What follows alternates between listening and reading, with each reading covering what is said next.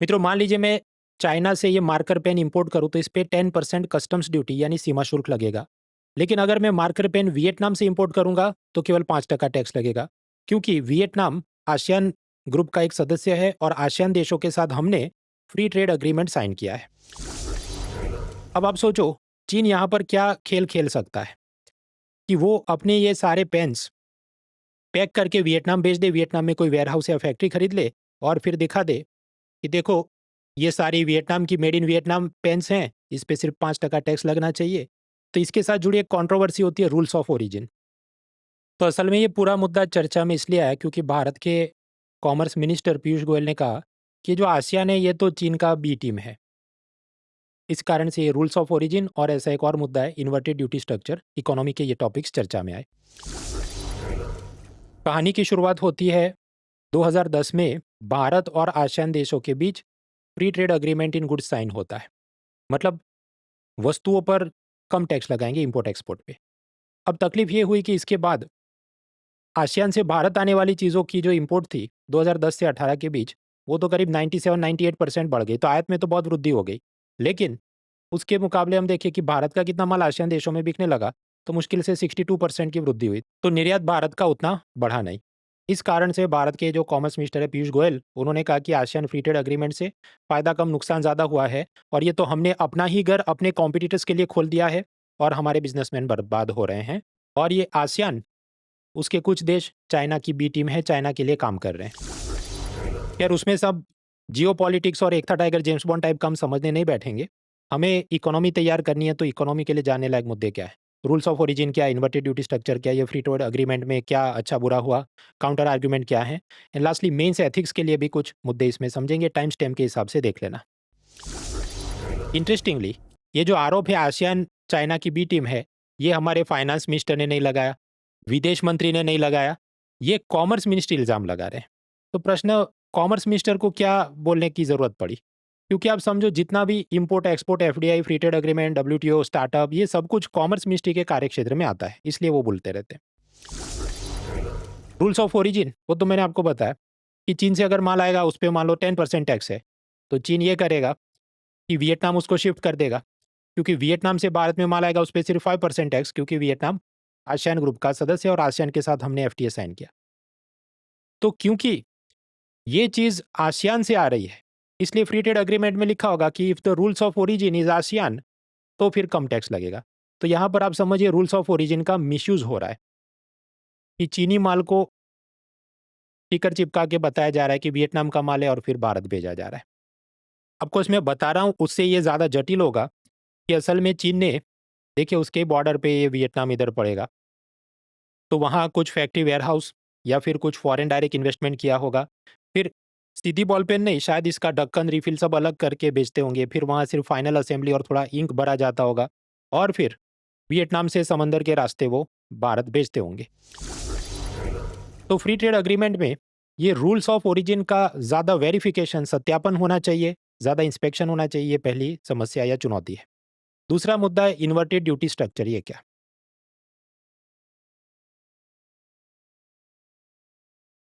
देखिए, अगर वियतनाम से हम लोग सीधा कॉपर पाइप इंपोर्ट करेंगे तो उस पे 0% टैक्स। लेकिन अगर हम कॉपर स्क्रैप, मतलब ये जो भी कबाड़ी में कॉपर के वायर, इलेक्ट्रॉनिक वेस्ट में से कुछ निकाला हो, वो सब हम मंगवाएंगे तो उस पे 2.5% कस्टम्स ड्यूटी लगेगी। तो अब आप सोचिए, भारत में अगर किसी को कॉपर पाइप खरीदना है तो वो तो सीधा मेड इन वियतनाम वाला ले लेगा। 0% कस्टम ड्यूटी, उसके ऊपर अलग अलग जात के सेस सरचार्ज लगते हैं, फिर आईजीएसटी भी लगता है, वो सब टैक्स तो हैं, लेकिन फिर भी वो काफ़ी उसे सस्ता दिखेगा।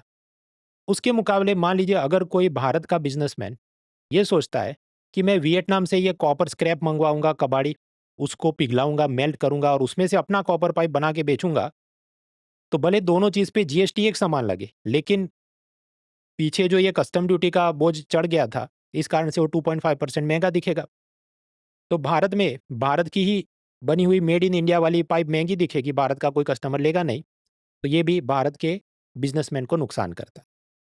हालांकि पिछले कुछ वर्षों में सरकार ने बहुत सारे रिफॉर्म लिए, जैसे 2017 में जीएसटी आया, फिर ये कस्टम ड्यूटी का भी सब माफ मिले, उसके लिए अलग अलग स्कीम्स लेके आए, लेकिन आप समझो 2010 से लेके इतने साल तो काफ़ी नुकसान हुआ होगा। तो ये इन्वर्टेड ड्यूटी स्ट्रक्चर की व्याख्या और फॉर्मूला याद रखनी है। It happens when the taxes on raw materials are higher than finished products. देखिए फिनिश्ड प्रोडक्ट पे कितना टैक्स है, 0, लेकिन रॉ मटेरियल पे कितना टैक्स है, 2.5%। तो जब भी ऐसा होता है तो इन्वर्टेड ड्यूटी स्ट्रक्चर की प्रॉब्लम होती है। इससे दो तरह से नुकसान हो सकते हैं। तो अगर कस्टम ड्यूटी में ऐसा हो रहा है तो भारत का सेलर विदेशी के साथ compete नहीं कर पाएगा, और अगर जीएसटी में ऐसा हो रहा है तो फिर सरकार ने उस व्यापारी को इनपुट टैक्स क्रेडिट, या एक प्रकार का आप समझो पेटीएम का कैशबैक है, उसका रिफंड देना पड़ेगा, तो सरकार का बोझ बढ़ जाता है। फॉर एग्जाम्पल आप याद करें कि पॉपकॉर्न पे 3 जात के जीएसटी क्यों लगाने पड़े, क्योंकि उसके रॉ मटेरियल में यही दिक्कतें आ रही थी, इन्वर्टेड ड्यूटी स्ट्रक्चर प्रॉब्लम थी। उसके बारे में मैंने एक अलग वीडियो बनाया था, टाइम मिले तो देखना, वरना आप कबूल कर लो तो आपका टाइम भी बच जाएगा कि इन्वर्टेड ड्यूटी स्ट्रक्चर अगर जीएसटी में होता है तो सरकार पे रिफंड देने का बोझ बढ़ जाता है। मित्रों, आगे बढ़ने से पहले अगर आप 2026-27 की यूपीएससी की तैयारी कर रहे हैं तो कॉम्प्रिहेंसिव तैयारी, जिसमें prelim, mains, theory, current, GSC set सब कुछ, और उसके live classes, notes, power point, doubt resolution, mains answer writing with evaluation, ये सब कुछ केवल 19,999 में, and up to 12 months extra extension. और अनअकैडमी के सब्सक्रिप्शन और ऑनलाइन क्लासरूम प्रोग्राम से पिछले साल 80 से ज़्यादा टॉपर्स सिलेक्ट हुए थे। तो मतलब सीरियस पढ़ाई करवाई जाती है। सब ये डिप्लोमेसी और इंटरनेशनल रिलेशन के नाम पे एक था टाइगर जेम्स बॉन्ड टाइप का नहीं चलता है। बाकी डिटेल्स डिस्क्रिप्शन में है, और डिस्काउंट कोड याद रहे mronal.org। चलिए आगे बढ़ते हैं। तो अपना ओरिजिनल मुद्दा तो ये था कि आसियान के साथ हमने फ्री ट्रेड एग्रीमेंट किया, तो उसके बाद हमारे इंपोर्ट्स 97% बढ़ गए। उसका एक कारण क्या? रूल्स ऑफ ओरिजिन का मिसयूज करके बहुत सारा सस्ता माल made in Vietnam, made in ASEAN बोल के भारत में डंप किया जा रहा है। इन्वर्टेड ड्यूटी स्ट्रक्चर के चलते हमारे व्यापारी उनके साथ compete नहीं कर पा रहे। इसके अलावा भारत में एडिबल ऑयल यानी खाद्य तेल की काफ़ी शॉर्टेज रहती है, तो बाहर से मंगवाना पड़ता है।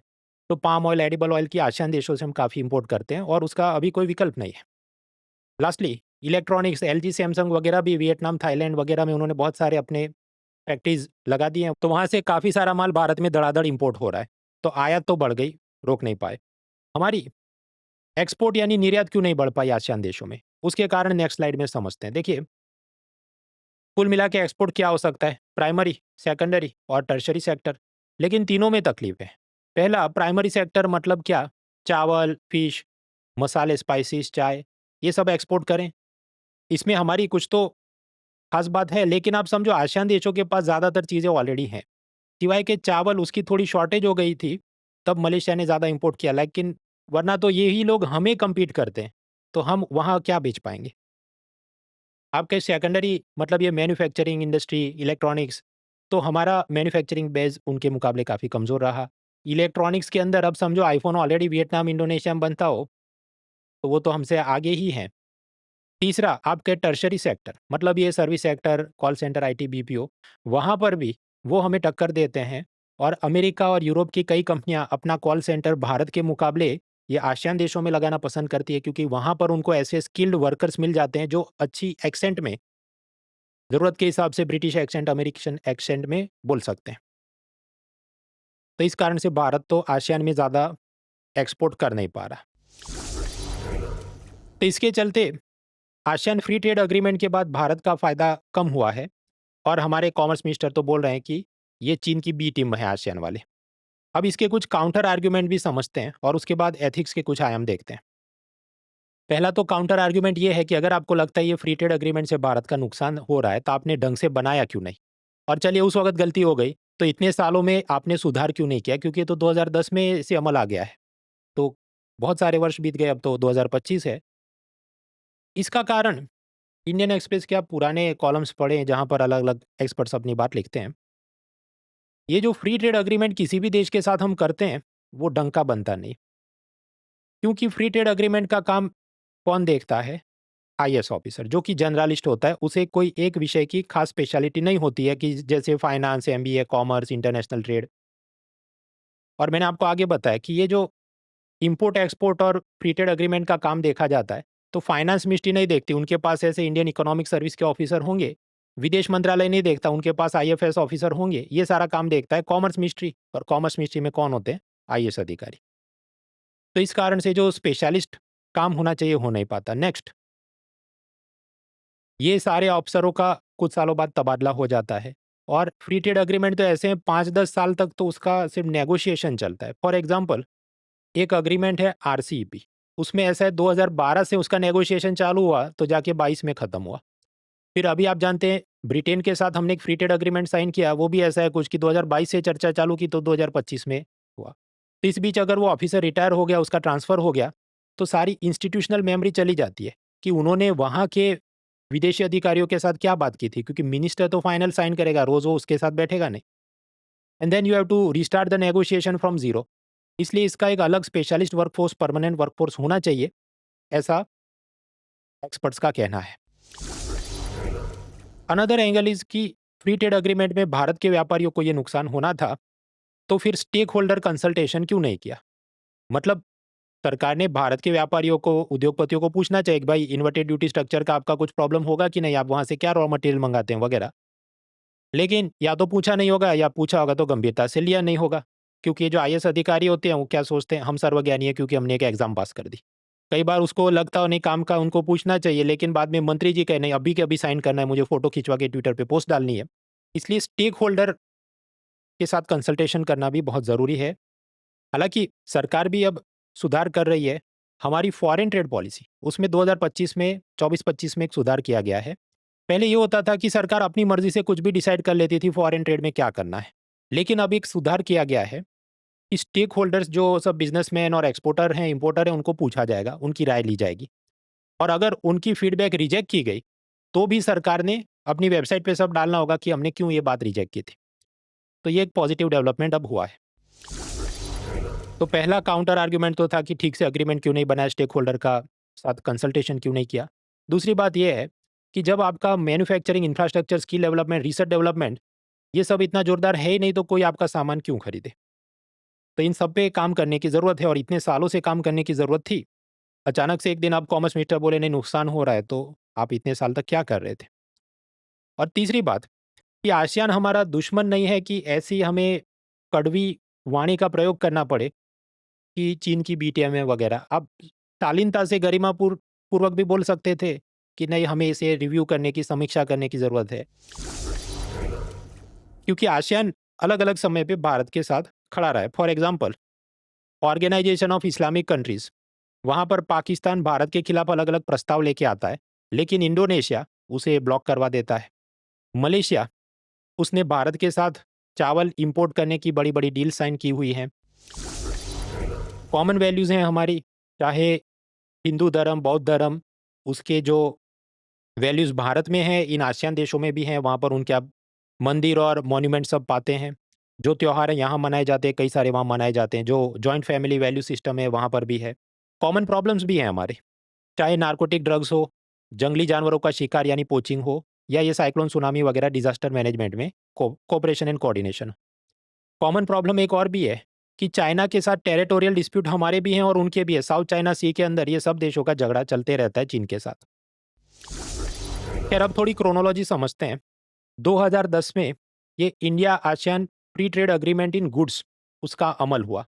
उसके कुछ वर्षों बाद फ्री ट्रेड एग्रीमेंट इन सर्विसेज वो अलग से बनाया गया, उसका अमल हुआ। उसके बाद 2022 में एक और एग्रीमेंट आता है आरसीईपी एग्रीमेंट। वो ऐसा है कि आसियान देश चाहते थे कि ऑस्ट्रेलिया, चीन, Japan, south Korea, New Zealand, Bharat भी सब लोग मिलकर एक बड़ा सा हमारा फ्री ट्रेड एरिया बना देते हैं। ये आरसीईपी का फुल फॉर्म याद रखना है, रीजनल कॉम्प्रिहेंसिव इकोनॉमिक पार्टनरशिप। 2012 से नेगोशिएशन चल रहे थे, लगभग 10 साल चले, 2022 में अमल हुआ। तो आसियान है, चीन, south Korea, New Zealand, Aussie, Bharat को भी बुलाया था कि आप भी इसमें आ जाइए कि इतना ग्रुप है, अब देखिए कितना बड़ा ग्रुप हो जाएगा। लेकिन भारत ने मना कर दिया कि हम साइन नहीं करेंगे, हमें दीवार फिल्म का अमिताभ बच्चन बन जाना है, क्योंकि हमारे किसान बहुत गरीब हैं और अगर हमने फ्री ट्रेड एग्रीमेंट साइन किया तो कितना सारा स्पाइसेस, मसाले आ जाएंगे तो केरला के प्लांटेशन वर्कर्स बर्बाद हो जाएंगे। अमूल को थप्पड़ से डर नहीं लगता, न्यूजीलैंड से डर लगता है, क्योंकि वहाँ से डेयरी प्रोडक्ट आएंगे, हम कम्पीट नहीं कर पाएंगे। चीन का सस्ता माल भारत में डंप होगा। डेटा लोकलाइजेशन, क्योंकि आरसीपी एग्रीमेंट में ऐसी बात है कि उसके बाद कोई भी कंपनी किसी भी आसियान और या आरसीईपी मेंबर कंट्री के अंदर अपना डेटा स्टोर कर सकती है। तो समझो ये चाइना के जितने फ़ोन्स हैं, अभी हम कंपल्सरी रखते हैं कि भारत में इस डेटा स्टोर करो, वो कहेंगे नहीं चीन में भी कर सकते हैं क्योंकि एग्रीमेंट में अलाउड है। तो ये सब देखते हुए भारत ने साइन नहीं किया।